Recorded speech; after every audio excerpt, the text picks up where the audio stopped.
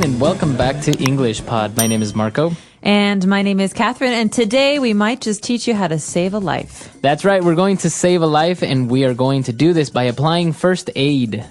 So let's take a look at vocabulary preview and find out just exactly what this phrase means. Vocabulary preview.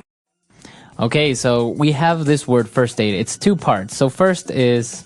Before. Early, all right.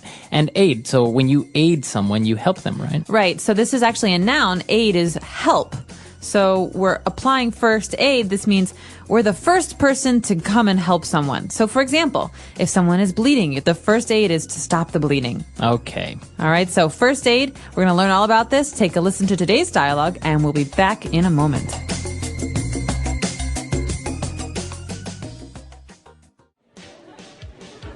Hey Joe, where have you been these past few days? I've been busy with the first aid course that I started about a week ago at the Red Cross. Cool! I've always wanted to do something like that. Have you learnt anything useful? For sure. I mean, we learned how to apply pressure to stop bleeding, how to check for a pulse, and even how to apply CPR. Have you treated any real emergencies? Well, they took us along with some paramedics. There was this guy who fell off his motorcycle and suffered a concussion as well as a couple of compound fractures. His wounds were pretty serious, so they had to rush him to the hospital. It was intense. I can imagine. I tend to faint when I see blood, so I think I won't be taking up a course like that anytime soon.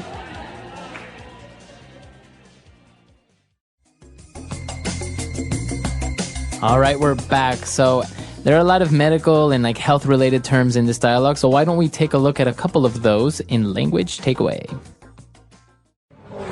Language takeaway.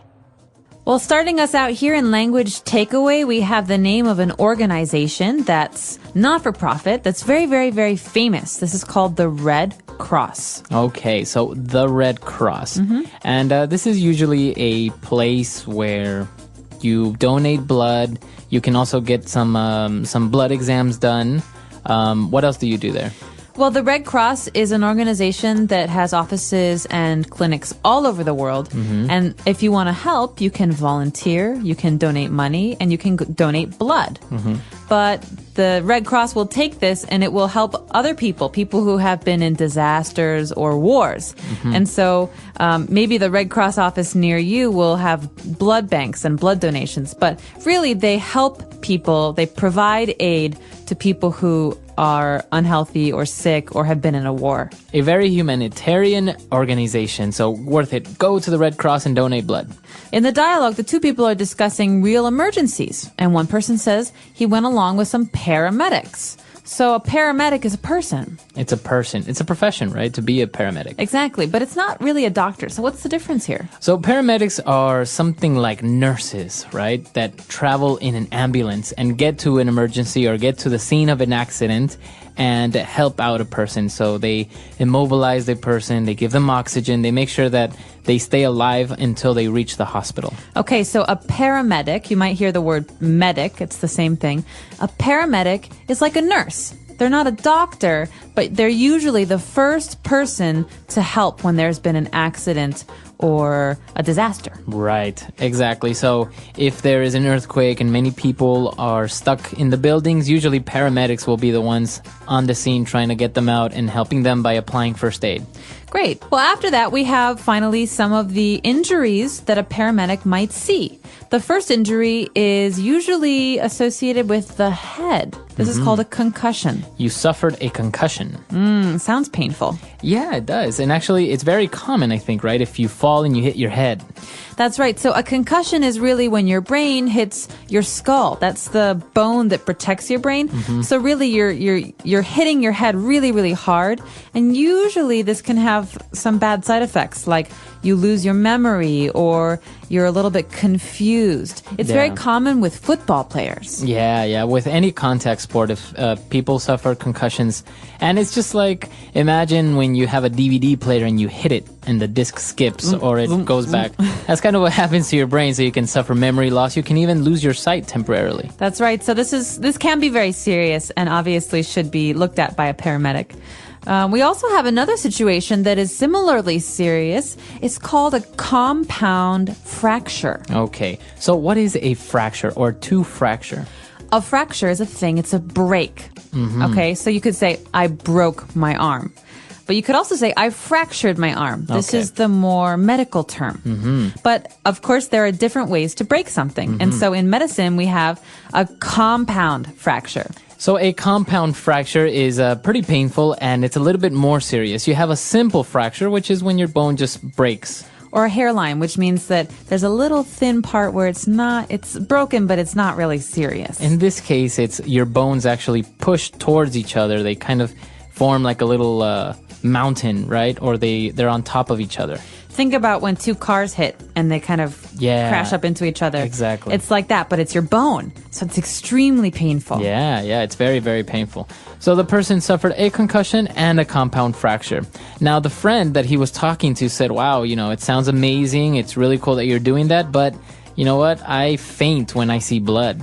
Do you do this? No. No, me neither. Well, some people, when they see blood, they feel very, very uncomfortable or sick. And so to faint is to fall down on the ground. It's Right. almost like you're falling asleep, but it's not sleep. Have you ever fainted? I fainted twice in my life. One time I fainted because of heat. It was Right. very, very, very hot. And I couldn't breathe for a moment, and then I woke up on the ground. Wow. Yeah. Yeah. That's what happens. Exactly. So, yeah, if you ever faint, it's basically that you're just standing there, you're sitting somewhere, and all of a sudden everything goes black, and you wake up and you're on the ground. And you feel very, very weak before that. And very pale, I think, as well. Because Your you look blood pale. goes away from your brain Yeah. and you pass out. It's a very strange sensation. It is. Because then everyone else around you, they know what happened. They saw you, and so they're looking at you like you're crazy or maybe sick. Right. To faint. All right, so that's to faint. So those are the key words that we have for you on Language Takeaway. Let's take a listen to our dialogue again, and we'll be back shortly to take a look at some phrases on Fluency Builder. Hey, Joe, where have you been these past few days? I've been busy with the first aid course that I started about a week ago at the Red Cross. Cool. I've always wanted to do something like that. Have you learnt anything useful? For sure. I mean, we learned how to apply pressure to stop bleeding, how to check for a pulse, and even how to apply CPR.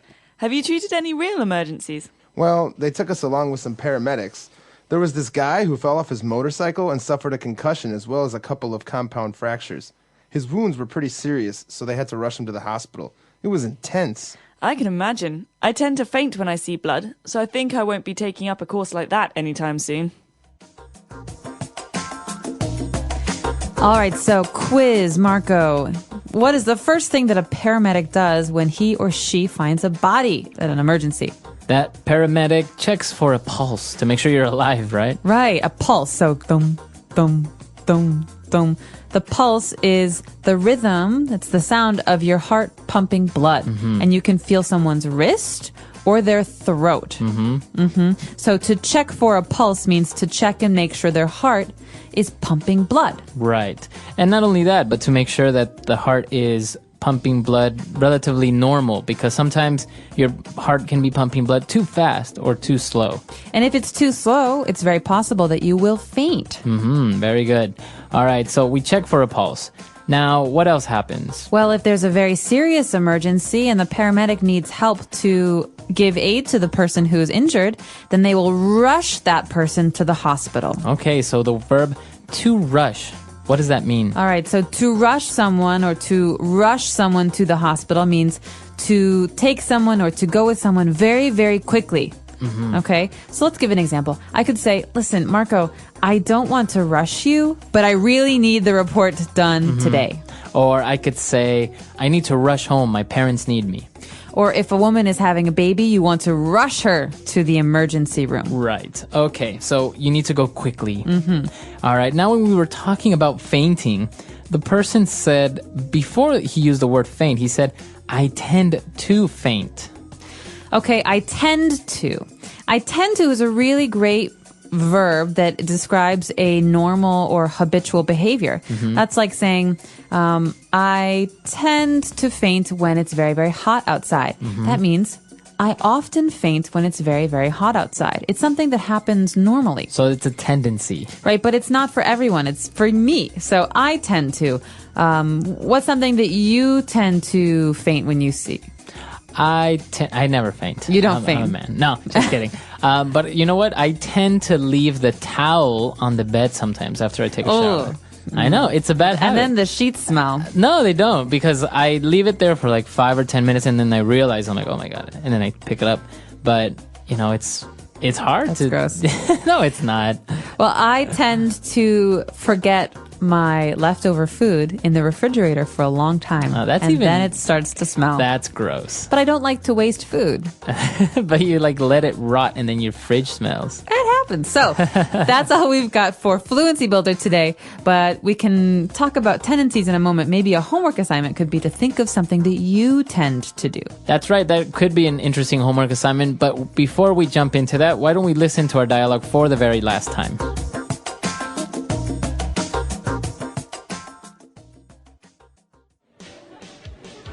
Hey Joe, where have you been these past few days? I've been busy with a first aid course that I started about a week ago at the Red Cross. Cool! I've always wanted to do something like that. Have you learnt anything useful? For sure. I mean, we learned how to apply pressure to stop bleeding, how to check for a pulse, and even how to apply CPR. Have you treated any real emergencies? Well, they took us along with some paramedics. There was this guy who fell off his motorcycle and suffered a concussion as well as a couple of compound fractures. His wounds were pretty serious, so they had to rush him to the hospital. It was intense. I can imagine. I tend to faint when I see blood, so I think I won't be taking up a course like that anytime soon.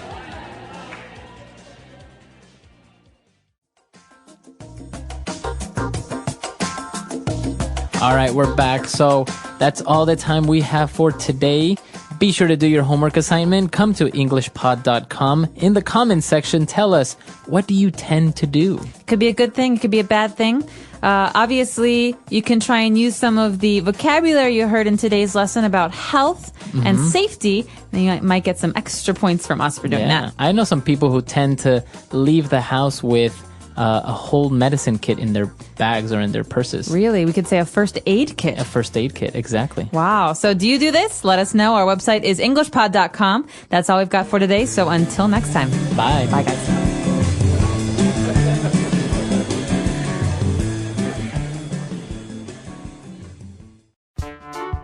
The English Pod Audio Review.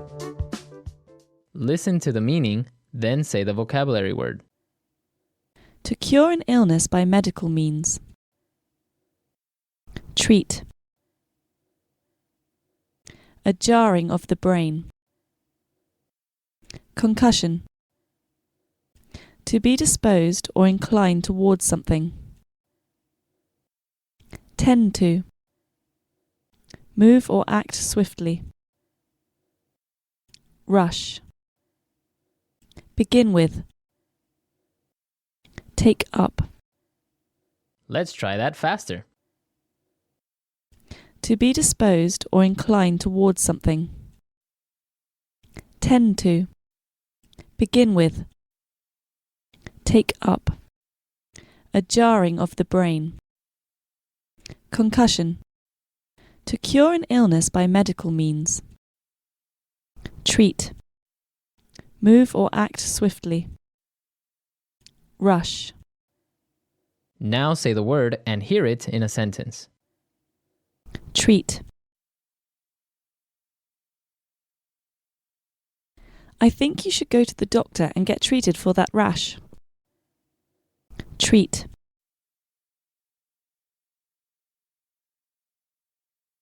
John is currently being treated for his wounds at the local hospital. Treat. Many patients in this clinic are being treated for swine flu. Concussion. I suffered a mild concussion when I fell off my skateboard. Concussion.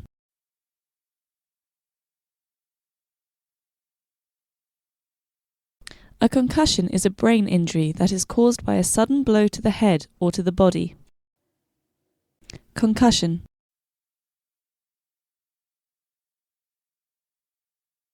I think you might have a concussion. We should go to the hospital. Tend to. My teacher always tends to undermark my tests. Tend to. All my friends tend to ignore me since I broke up with Andy. Tend to. Don't use this CD player, it tends to damage the discs. Rush.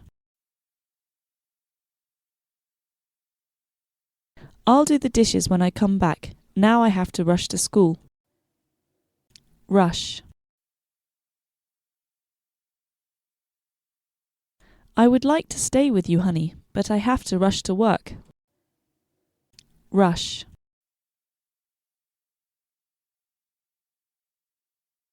My grandma had a heart attack this morning and was rushed to the hospital. Take up.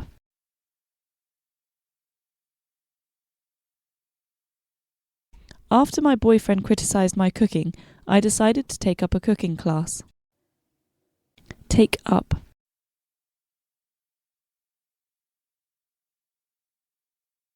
I decided to take up Spanish since I might move to Ecuador in the future. Take up.